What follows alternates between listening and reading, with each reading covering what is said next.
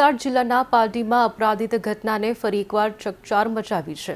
બાલદા પરમપ્રમાણ આશ્રમ road પાસે શુક્રવારના સવારે 15 કે 16 વર્ષના અતુલ સેન નામના તરુણનો શંકાસ્પદ હાલતમાં મૃતદેહ મળી આવ્યો હતો। મૃતદેહ બાદલ ITI પાછળ કન્સ્ટ્રક્શન સાઇટના લિફ્ટ માટે બનાવેલા ખાડામાં ઈંટોથી ઢંકાયેલો હતો। અતુલ કૃષ્ણકુંજ બિલ્ડિંગમાં રહેતો હતો અને 27 નવેમ્બરથી લાપતા હતો। પરિવારજનો દ્વારા અતુલની સતત શોધખોળ ચાલતી હતી અને ગુમશુદા અંગેની ફરિયાદ પણ નોંધવામાં આવી હતી।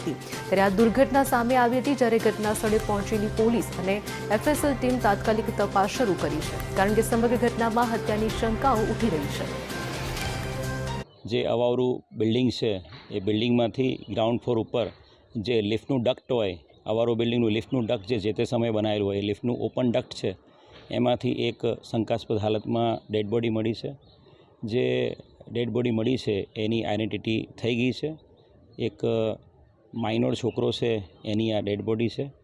એના પિતા દ્વારા એની આઇડેન્ટિટી કન્ફર્મ કરવામાં આવી છે અને FSL અને ડોગ સ્ક્વોડ તમામ ટીમો બોલાવી લેવામાં આવી છે। DYSP, PI Pardi police station, PI crime branch, SOG તમામ કાફલો ઘટના સ્થળે છે।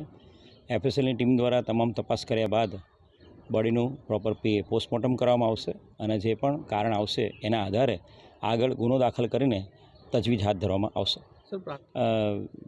પ્રાથમિક જે લાગે છે એ પ્રમાણે એની પર બોડી પરથી ઈંટો એની પર મળેલી છે અને જે અવાવરું બિલ્ડિંગમાં છે એટલે કદાચ અવાવરું બિલ્ડિંગમાં કોઈની સાથે આવેલો હોય અને પછી કંઈક માથાકૂટ થઈ હોય એવું શક્યતાઓ જણાય છે, પણ આગળ ક્રાઇમ બ્રાન્ચ દ્વારા અને પારડી પોલીસ અને PI દ્વારા તપાસ હાથ ધરવામાં આવી રહી છે।